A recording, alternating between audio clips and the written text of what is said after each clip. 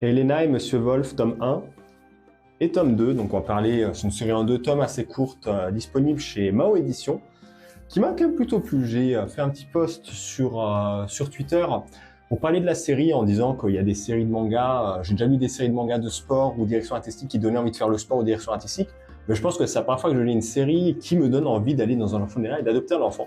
Parce qu'on va suivre un peu notre Elena qui se trouve ici, où assez rapidement on va découvrir qu'elle a eu quelques petits problèmes familiaux avec son petit frère et qu'elle est, du coup, elle se retrouve malheureusement dans un orphelinat. Elle a toujours, par contre, un peu sa joie de vivre. Je pense que c'est l'un des points forts du personnage. C'est clairement, le personnage a toujours un peu de sourire. Elle essaie toujours d'être positive, malgré les éléments qui se passent. Et clairement, elle n'a pas forcément eu une enfance très facile. Elle est d'ailleurs un peu très fan d'un auteur qu'elle appelle Monsieur Loup, Monsieur Grand Méchant Loup, qu'on va découvrir, du coup, qui a fait un peu le titre aussi, donc Elena et Monsieur Wolf, donc Monsieur le Grand Méchant Loup, qui est un illustrateur en gros de livres pour enfants, ou de mangas pour enfants. C'est pas trop explicite là-dessus, on a l'impression que c'est des mangas, mais en même temps, comme c'est décrit, j'ai plutôt l'impression que c'est des livres pour enfants.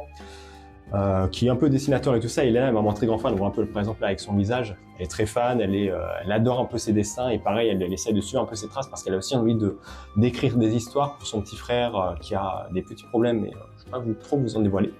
Donc c'est vraiment, je trouve, un récit très intéressant et très poignant pour suivre un peu l'enfant, enfin l'évolution de l'enfance, comment est-ce que les personnages peuvent vivre aussi des situations difficiles et comment est-ce qu'ils peuvent réussir à rebondir et trouver aussi du maintien et du soutien, pas forcément au niveau de leurs proches, mais avec des sources extérieures pour retrouver la joie de vivre et avoir quand même envie de continuer à vivre, de continuer à vivre ou encore faire face aux événements difficiles de la vie.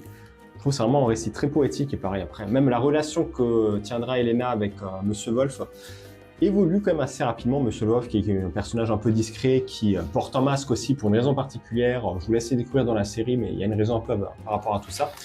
On va suivre un peu leur évolution, les deux personnages qui vont essayer de limite se pousser un peu mutuellement, même si c'est plus Elena qui a un impact, enfin qui reçoit un peu l'impact de son environnement et des conseils et du soutien de ses proches.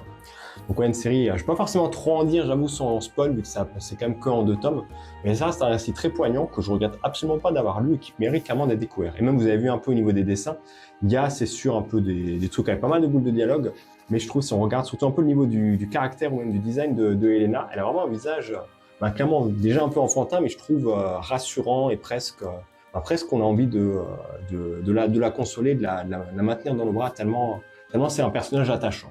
Et toi, t'en penses quoi?